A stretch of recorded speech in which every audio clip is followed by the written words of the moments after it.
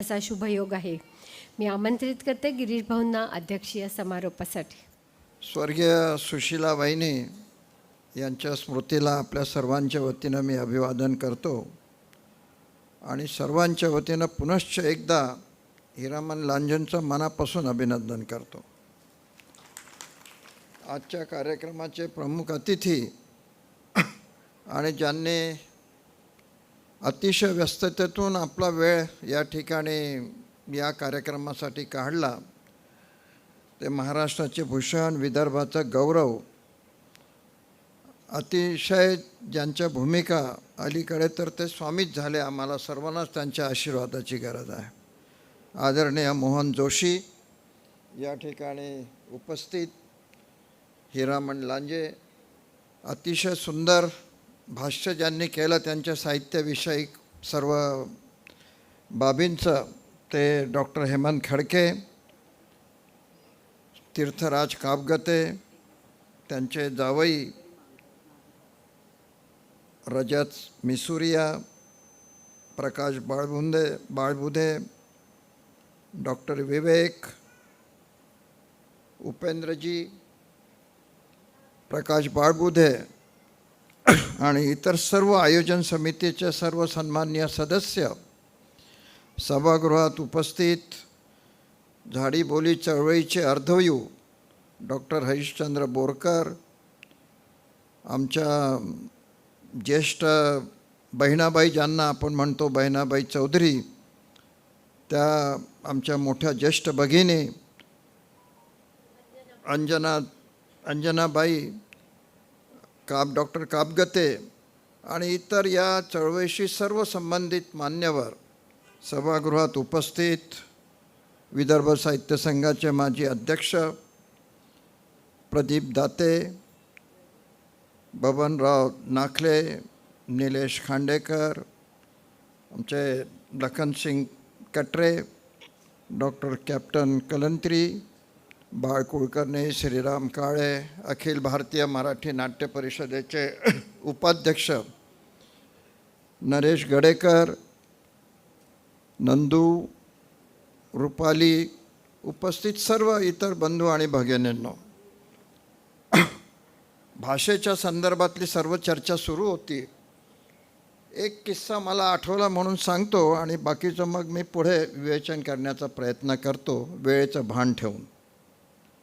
किस्सा असा आहे, उपेंद्रजी अखिल भारतीय काँग्रेस कमिटीचे वसंतदादा पाटील सरचिटणीस झालेत आणि दादांचा स्वभाव अनेकांना माहीत असेल की सर्वांना ते आपल्या जवळ बसून जायचे, म्हणजे तिथल्या लॉनमध्ये बसून जायचे खाली जमिनीवर, आणि जे कोणी व्हिजिटर्स आहेत ते येत राहायचे, त्यांना भेटत राहायचे. तर उत्तर प्रदेशमधले काही कार्यकर्ते आलेत, प्रमुख कार्यकर्ते, त्यांची चर्चा वगैरे झाल्यानंतर ते असं म्हणाले की 2-4 घास खाऊन जा. तर त्या लोकांनी सर्वांनी तक्रार केली इंदिरा गांधींकडे की हा कोण माणूस आणला तुम्ही की आम्हाला घास खायला लावतो म्हणून.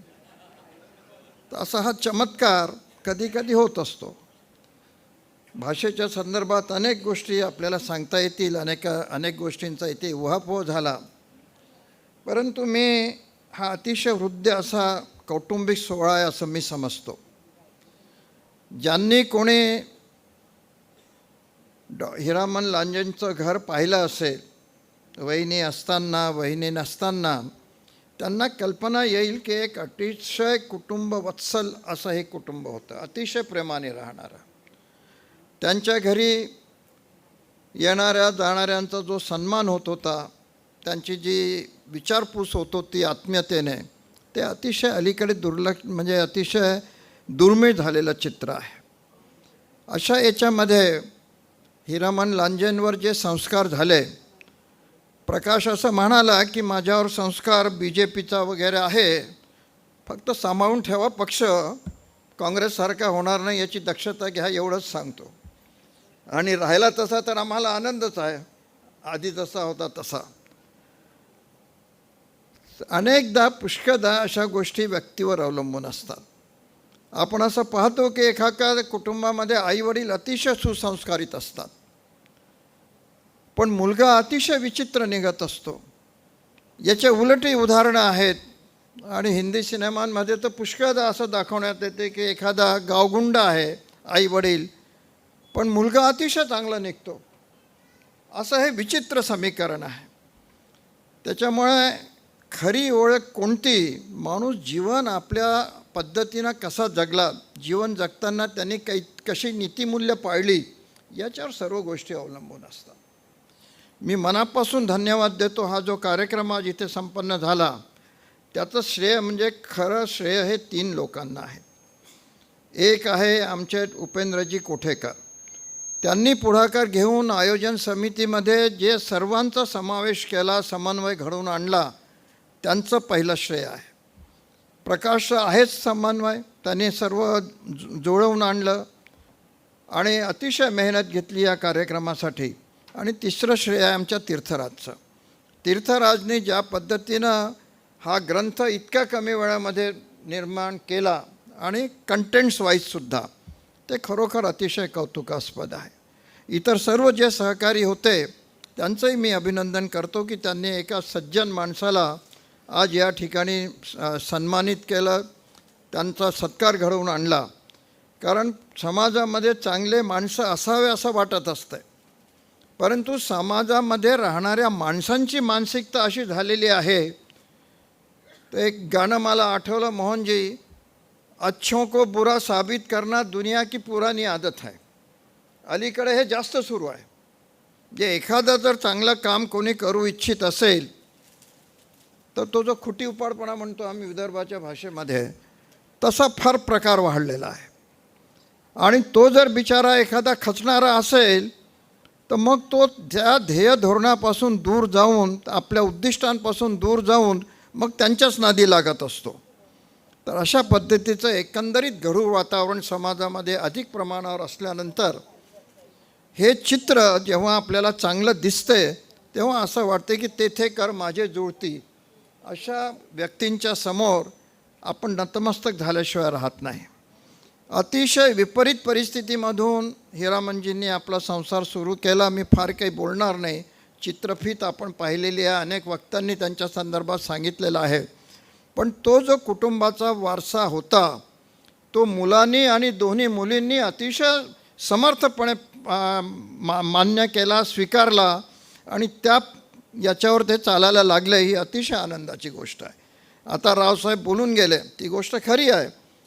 आणि जावयाच्या बाबतीमध्ये जे काही तुम्ही उपेंद्रजी सांगितलं, पुष्कळ उदाहरणं तशीच आहेत अलीकडे. म्हणजे आता तर जावई होण्याच्या आधीच काय काय घडलं आहे आपण नुकतंच पाहतो टी व्हीवर. तर अशा पद्धतीनं असे जावई मिळणं हे खरोखर भाग्याची गोष्ट आहे. हिरा म्हणजे त्या दृष्टीने अतिशय भाग्यशाली आहे की अतिशय चांगला कर्तृत्ववान मुलगा सून मिळाली त्यांना. दोन्ही मुली अतिशय चांगल्या घरी गेलेल्या आहेत की म्हणून त्यांनीच पुढाकार घेतला. आणि प्रकाशचं तर मला कौतुक वाटलं. त्याची काही फार जुनी माझी ओळख नाही, पण या निमित्ताने त्याची ओळख झाली. तुम्ही त्याला माझ्याकडे पाठवलं म्हणून तुमचे आभार मानतो पुन्हा पहिल्यांदा. एक अतिशय सुसंस्कृत असा हा मुलगा आहे प्रकाश.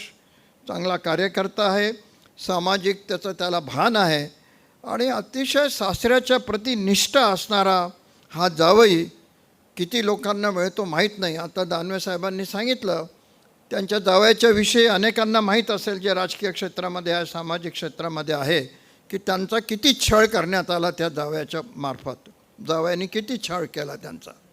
तर अशा पद्धतीनं दुर्दैवी घटना होत असताना असे जावई मिळणं म्हणजे तो जो कोणता ग्रह तुम्ही सांगितला 10वा 11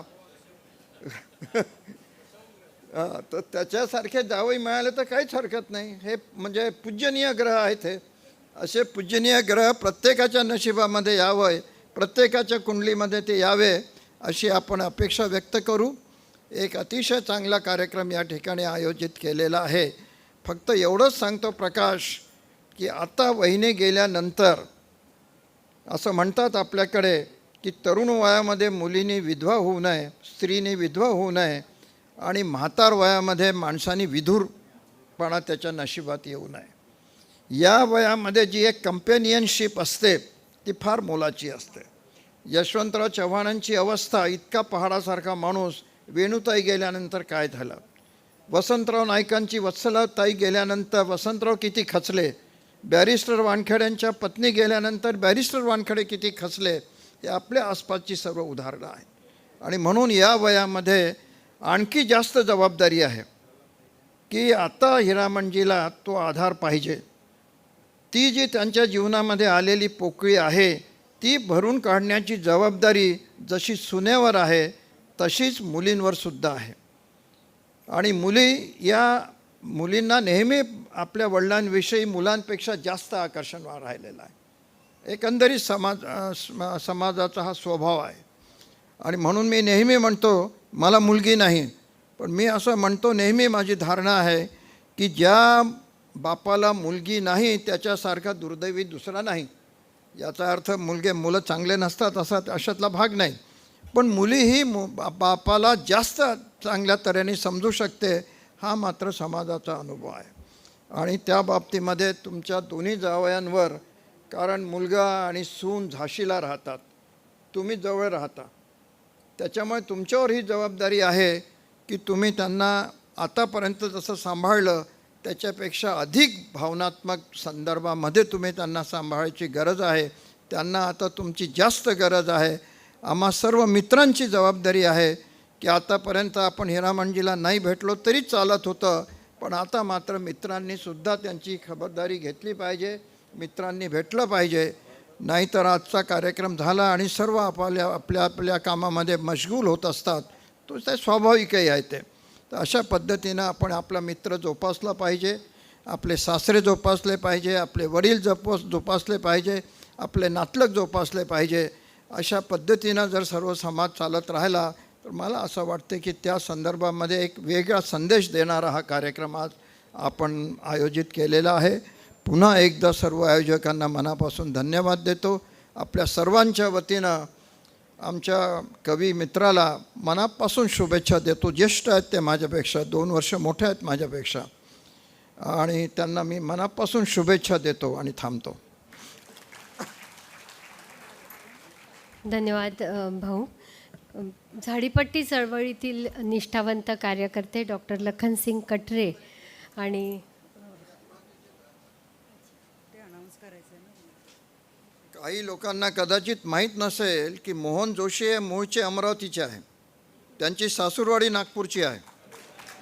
त्याच्यामुळे एका वैदर्भियाच्या हस्ते हा कार्यक्रम झाला. हेमंत, अमरावतीचा जन्म आहे त्यांचा, त्याच्यामुळे हा आणखी चांगला योग आला. आणि मी त्यांना आताच सांगितलं की तुमच्यावर हक्क मुंबईवाल्यांपेक्षा आमचा जास्त आहे. ते आता अमृत महोत्सव त्यांचा आपल्याला साजरा करायचा आहे, तो नागपूरलाच होईल, नाहीतर त्यांच्या सिनेमांवर आम्ही बहिष्कार टाकू. धन्यवाद.